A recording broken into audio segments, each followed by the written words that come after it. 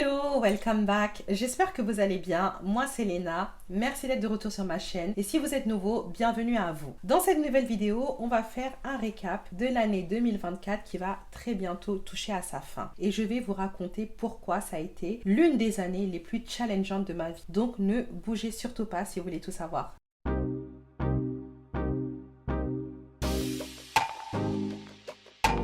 Décembre 2024, on est déjà à la fin de l'année. Il reste quelques jours avant qu'on clôture cette année 2024 qui sera derrière nous pour rentrer en 2025. C'est vrai que c'est passé très vite. Plus le temps passe, plus les années filent. L'année 2024 a été une année personnellement très challengeante où j'ai énormément appris et je me suis dit que ce serait intéressant de faire un récap assez rapide de cette année. Et justement, je vais analyser mon année autour de 3 aspects. Le premier, c'est le business. Bien sûr, on est sur une chaîne essentiellement business, donc pour vous parler un peu de ce qui s'est passé au niveau business. La deuxième partie, ça sera sur vraiment tout ce qui est éléments mindset et leçons. Et on va clôturer par les objectifs pour la nouvelle année. Donc, commençons. Du côté business, c'est vrai que ça fait maintenant un petit moment que j'ai cette chaîne YouTube. Je l'ai démarrée en 2021 et je suis toujours là, donc je suis très contente. Et justement, cette chaîne YouTube, je vous présentais ce business, Léna B Consulting. Léna B Consulting qui est, on va dire, le catalyseur de toutes les activités que je fais et qui est aussi le véhicule par lequel j'échange avec vous. Et c'est vrai que cette année, je me suis diversifiée pas mal parce que j'ai lancé ma structure qui est au Sénégal, en Afrique, qui permet d'accompagner les personnes qui veulent investir dans l'immobilier, qui est Léna B Immobilier. Et donc, c'est vrai que c'était une continuité assez naturelle de ce que j'ai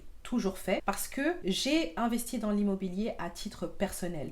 Je me suis investie sur des projets immobiliers et c'est ça qui m'a inspiré à lancer Léna B Immobilier quand j'ai vu toutes les difficultés que j'ai rencontrées. Donc, la réalité, c'est que j'avais fait tout ce qui est structure, création de structure en décembre 2023, mais j'ai vraiment lancé le business avec tout ce qui est identité visuelle, graphisme, voilà, offre en 2024. Et donc, c'est vrai que Léna B Immobilier, pour moi, ça a été un assez beau démarrage parce que je me suis dit que je vais vraiment montrer les choses que j'ai fait dans le cadre de l'immobilier en Afrique que j'avais pas vraiment montré depuis le démarrage. Donc que ça soit les immeubles pour le Airbnb, la gestion locative, etc. Et c'est vrai qu'à travers ces partages-là, j'ai pu démarrer des projets assez ambitieux avec Léna B Immobilier. Je vous ai montré un projet en début d'année justement qui lance un peu et qui sera la vitrine de Léna B Immobilier. C'est une villa / immeuble qui est à usage mixte avec une partie locative et une partie usage personnel qui a démarré en début d'année. Je vous ai montré le terrain complètement vide et là ce projet est quasiment finalisé et vous aurez les images finies très bientôt et je vous montrerai tout dans tous les détails. Donc justement, restez connectés. Et on a d'autres personnes qui m'ont approché sur d'autres projets, que ça soit de la gestion locative, de la construction qu'on est en train de mettre en place. Donc c'est un beau démarrage qui est prometteur et c'est vrai que c'est venu rajouter un niveau, une couche par rapport aux choses que je fais. Je suis consultante en gestion de projet, en cybersécurité au quotidien. C'est un travail que je fais via mon activité freelance que je vous ai présenté. Je fais de l'accompagnement aussi et du coaching et de la formation. Et là, on a une entreprise opérationnel, qui a un bras armé, qui est en Afrique et qui évolue au quotidien avec des équipes qui sont en train d'être mises en place. Donc c'est vrai que côté business, ça a été un cap en plus parce que là, on est moins sur du service à distance, on est sur vraiment du tangible, on est sur un business qui est en local. Je traite au quotidien avec des équipes, avec des fournisseurs et c'est vrai que ce projet-là, ça a ramené pas mal d'opportunités très intéressantes et donc j'ai hâte de voir ce que ça va donner et de vous montrer également les choses qui ont été faites à travers ce projet-là. Et c'est vrai que c'est un projet qui me tient à cœur parce que ça permet d'aider les gens à concrétiser, voilà, des ambitions, des rêves et les accompagner dans cette étape qui est très stressante, très difficile, très prenante financièrement et même émotionnellement. C'est un honneur parce que c'est vraiment quelque chose qui va rester et qui va aider les gens à évoluer et à atteindre leurs objectifs. À côté de ça aussi, on a YouTube. YouTube, ça fait partie des business finalement et c'est vrai que YouTube, ça a été un dilemme de démarrer sur YouTube au démarrage. message. 2024, je pense que c'est une année où j'ai pu encore plus m'affirmer, encore plus montrer ma personnalité, parce que entre ma première vidéo et aujourd'hui, je pense que j'ai beaucoup évolué. J'ai plus la liberté de montrer qui je suis, de partager mes avis. Au début, c'est vrai que c'était très lisse, etc.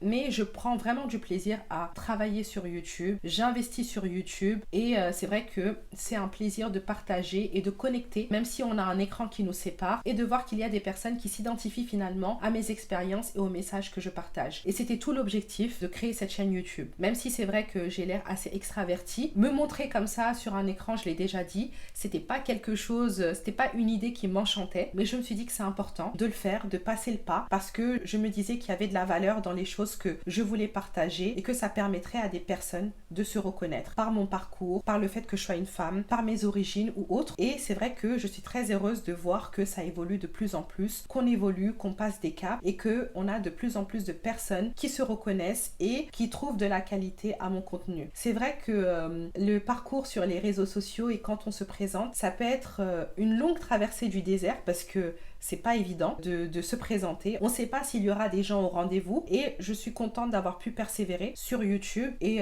je vois qu'au fur et à mesure, il y a de plus en plus de personnes qui se reconnaissent dans mes discours et ça fait plaisir. Voilà, ça fait très plaisir et je pense que c'est quelque chose que je vais continuer. C'est aujourd'hui le format sur les réseaux sur lequel je suis le plus confortable, même si c'est le plus difficile parce que ça demande du travail, de la préparation. Aujourd'hui, on a des TikTok où on peut parler directement et voilà, avoir de l'engagement, mais c'est vrai que j'aime le fait d'avoir un peu cet album de vidéos qui va rester sur le temps et que les gens vont pouvoir voir et qui va durer sur le temps. YouTube, on a quand même évolué. Je vais essayer de retrouver à combien on était en début d'année et à combien on est à peu près maintenant. En sachant que je tourne cette vidéo en début décembre, donc ça fait partie de l'organisation. Je suis pas à la fin décembre. On verra à combien je serai à la fin décembre. Peut-être qu'il y aura une mise à jour. Mais là, on va regarder à combien on est aujourd'hui par rapport à combien on était en début d'année. On est à un peu plus de 4000 personnes aujourd'hui. Et franchement, ce n'est pas un chiffre que je prends à la légère, vraiment. Même quand on était 100 personnes, c'était déjà beaucoup pour moi. Encore plus 4000 personnes. Et en un an, on a 3178 personnes qui sont venues nous rejoindre. Donc autant vous dire qu'on était à moins de 1000 personnes en début d'année. Donc c'est vrai qu'il y a eu beaucoup de progrès de ce côté-là. Bienvenue à toutes les personnes qui nous ont rejoints. Donc YouTube aussi, on a évolué. On a lancé de nouveaux concepts. Déjà, il y a quelques semaines, ce mois-ci, j'ai lancé un concept qui est tout frais, qui est Léna vous conseille, où justement je prends vos témoignages sur vos situations financières et je vous conseille. Et j'ai également lancé à la rentrée le concept Consultant Journey, qui est donc un concept de série où j'invite des personnes justement sur cette chaîne qui sont consultants et entrepreneurs qui parlent de leurs expériences. On en a fait 2. C'est censé être un contenu mensuel qui va revenir prochainement. Donc ça demande de l'organisation parce qu'on part en studio, donc il y a pas mal de choses à prendre en considération, de la logistique, la disponibilité des gens. Mais c'est un contenu que je prends beaucoup de plaisir à produire, à réaliser, donc il y en aura beaucoup à venir et même d'autres interviews. Donc franchement, côté business, il y a eu un gros bond et c'est une année qui a été très challengeante parce que j'ai beaucoup investi. J'ai beaucoup investi financièrement, j'ai beaucoup investi de ma personne, j'ai dû vraiment me démultiplier sur plusieurs aspects, faire plus confiance, intégrer des nouvelles équipes et ça fait partie de faire grossir son business, ça fait partie de croire en ses objectifs et c'est vrai que souvent ça fait plaisir de voir la somme dans son compte épargne ne pas bouger, mais c'est vrai que sans investissement tu n'as pas de retour et sans investissement tu n'as pas de récompense. Donc c'est vrai que c'est quelque chose que j'apprends et c'est une année qui a été très challengeante de ce côté-là et c'est vrai que souvent quand on investit ça peut vraiment avoir un coup sur le moral quand on n'a pas les objectifs tout de suite, mais il faut vraiment avoir justement ce tunnel vision et voir le résultat au final. Donc une année très enrichissante niveau business et c'est une année de construction. C'est une année où on met justement des graines. On met des graines. Et ça fait un bon moment que je mets des graines. J'en avais parlé, je pense, sur le bilan 2022. On plante des graines et on essaye de voir les choses avancer et les choses évoluent au fur et à mesure également. Donc voilà. Sur la deuxième partie, mindset et leçons. C'est vrai que cette année, j'ai appris pas mal de choses. Je vous ai fait même une vidéo où je prenais du recul sur comment j'ai évolué depuis la période de ma vingtaine.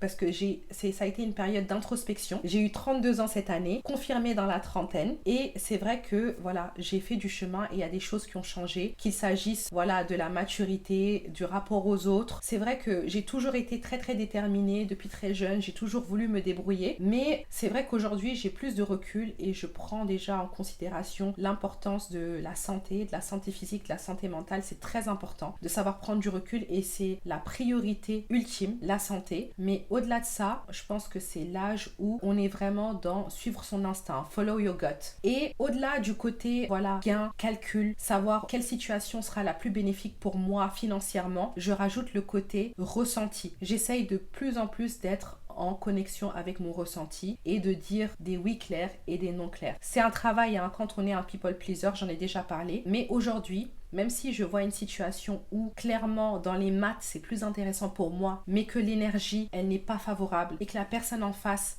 je sens pas, je préfère partir sur une solution qui va me coûter plus cher, mais où je serai à l'aise, où je serai en accord avec moi-même. Et ça, c'est quelque chose qu'à l'époque, je n'avais pas. Quelle que soit la décision, que ce soit un achat, un investissement ou autre, là, je me base plus sur mon impression, sur le fait de ressentir, je dis pas que les choses doivent être faciles, mais il faut que, voilà, je ressente qu'il y a un alignement. Parce que quelquefois, on peut voir un truc sur le papier, c'est une belle affaire, tout va marcher, mais il y a le composant humain qui est très important. Et maintenant, j'intègre également le composant humain dans la façon dont j'aborde certaines choses. Quand humainement c'est compliqué, quand humainement, comme on appelle, c'est chimique, c'est pas, voilà, je préfère laisser et m'aligner avec quelque chose qui fonctionne. Et ça peut être des interlocuteurs, des banques, des choses. Quand je sens qu'une personne, elle est pas alignée, elle comprend pas. Là où je me serais battue quand j'étais jeune, je me serais battue parce que je me serais dit voilà, c'est pour moi, parce que sur le papier c'est pour moi, je vais laisser et je vais partir dans une autre direction. Mais je pense aussi que c'est le fait que en vieillissant, en me créant des opportunités, j'ai un peu plus d'options. Je me suis créé des opportunités, donc ce qui fait que j'ai plus le choix. Et c'est ça aussi le côté positif de finalement se battre pour obtenir des choses, c'est qu'à la fin tu as plus d'opportunités. Le fait de se battre, de chercher des solutions, de créer, de se lancer dans des business, c'est le fait qu'au final, tu vas avoir des opportunités, tu vas avoir plus d'options et tu pourras choisir en âme et conscience des choses avec lesquelles tu te sens aligné, des gens avec lesquels tu te sens également aligné, où il y a une bonne énergie. Donc voilà, donc c'est vrai que ça, j'ai eu des situations dernièrement où je me suis dit non, je vais pas me battre, je sens pas cette situation-là, même si sur le papier, tout est là. Oui,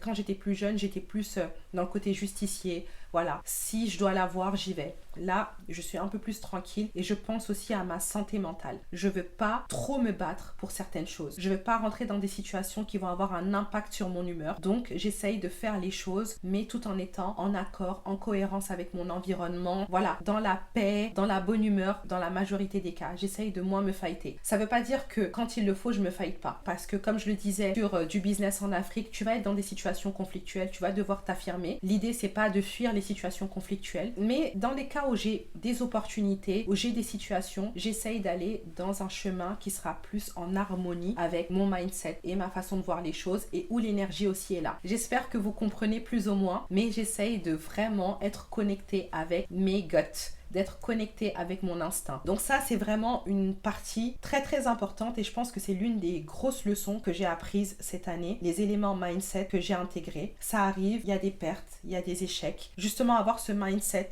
cette prise de recul, ça permet vraiment de pouvoir mieux encaisser les coups et voilà, de pouvoir mieux encaisser les coups en ayant anticipé certains aspects et en sachant que quelquefois on gagne, quelquefois on perd, mais à terme, on n'a jamais la vision finale de justement cet échec, qu'est-ce que ça va apporter, parce que quelquefois on pense qu'on a perdu, mais plus loin on réalise que c'était pour le mieux. Donc j'ai plus cette vision là, je suis plus en accord avec moi même et en paix avec moi-même sur ces aspects là et voilà, j'essaye de vraiment sonder, est-ce que je le sens, est-ce que je le sens pas, et être en ok avec dire non, ok, je passe mon tour, voilà, je vais pas saisir chaque opportunité parce qu'il y a des opportunités qui finalement quand on va dedans, voilà, tout n'est pas en place, les énergies sont pas là, les interlocuteurs sont pas là, donc je préfère passer mon chemin. Donc voilà. Et donc pour finir, on va parler des objectifs. Donc en ce qui concerne les objectifs, j'ai pas envie de faire une liste à rallonge de sujets. J'ai parlé de 2 sujets plus ou moins. J'ai beaucoup travaillé dans mon coin, j'ai beaucoup fait des vidéos de mon côté, etc. Mais là, je ressens plus l'envie de m'ouvrir. Mais vraiment de m'ouvrir, d'aller à la rencontre physique des gens, partager vraiment en personne. Et c'est la raison pour laquelle j'ai décidé de faire le premier atelier physique. Parce que jusque-là, il y avait beaucoup de choses que je faisais à distance. distance. Il y avait aussi le contexte sanitaire. Et là, je veux vraiment organiser la première session, le premier atelier présentiel en physique où je pourrais rencontrer des personnes qui me suivent, des personnes qui veulent justement en apprendre plus sur l'immobilier. Et ça sera justement l'atelier sur l'investissement immobilier en Afrique qui aura lieu en début d'année. Donc, je vous ai mis un lien de préinscription où vous pourrez vous inscrire. Je vais le clôturer officiellement au 31 décembre parce qu'il y a pas mal d'inscrits. On va essayer de s'organiser comme ça et selon comment ça se passe, on fera plusieurs éditions, je l'espère. Et j'aimerais organiser à l'avenir pas mal de choses. J'avais pensé notamment à un séminaire sur place au Sénégal sur l'immobilier. Donc ça, c'est quelque chose qui est très important pour moi, qui me tient à cœur, que justement on fasse un convoi, qu'on aille au Sénégal, que je vous accueille sur place et qu'on puisse faire un séminaire où on va s'immerger dans le secteur immobilier au Sénégal, où on va aller voir les zones à fort potentiel, où on va vous présenter des partenaires, où on va vraiment vous mettre dans les bonnes conditions pour vous lancer dans votre parcours immobilier au Sénégal. Donc restez connectés, ça c'est quelque chose que j'aimerais faire courant 2025. On croise les doigts. Comme c'est de coutume en Afrique, c'est vrai que voilà, on n'aime pas trop partager ses objectifs, etc.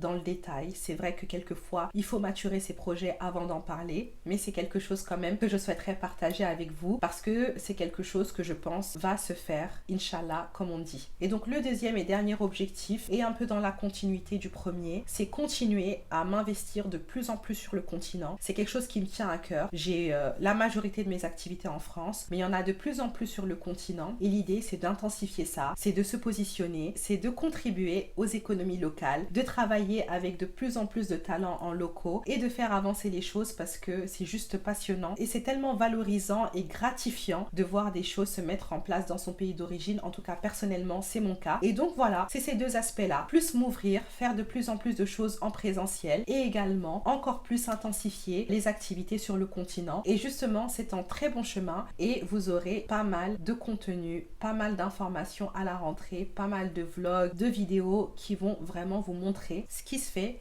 ce qu'on fait avec l'Enabé Immobilier, avec l'Enabé Consulting sur le continent. Donc restez connectés. La rentrée, ça va être du lourd. Donc restez connectés. N'hésitez pas à partager cette chaîne à votre entourage. Toute personne qui va être motivée sur la gestion, sur le business, sur le côté professionnel et sur les activités en Afrique. Donc voilà, c'était à peu près tout pour cette vidéo. J'espère que vous l'aurez appréciée. En tout cas, j'ai pris beaucoup de plaisir à la filmer, à vous partager un peu mes impressions, un peu mon année. N'hésitez pas à vous aussi partager un peu votre bilan de l'année, qu'il soit positif ou moins bon. Plein de choses peuvent justement concourir au fait qu'on ait passé une très bonne année ou une moins bonne année. Il y a des choses qu'on maîtrise, il y a des choses qu'on maîtrise pas, il y a des choses qui nous arrivent, mais tant qu'il y a de la vie, il y a de l'espoir et justement, il y a une toute nouvelle année qui s'ouvre devant nous et qui a plein de promesses et il faut être positif et être combatif. Donc je vous souhaite en avance parce qu'il n'y aura pas de vidéo pour la dernière semaine de l'année. Il faut quand même se reposer, se ressourcer, etc.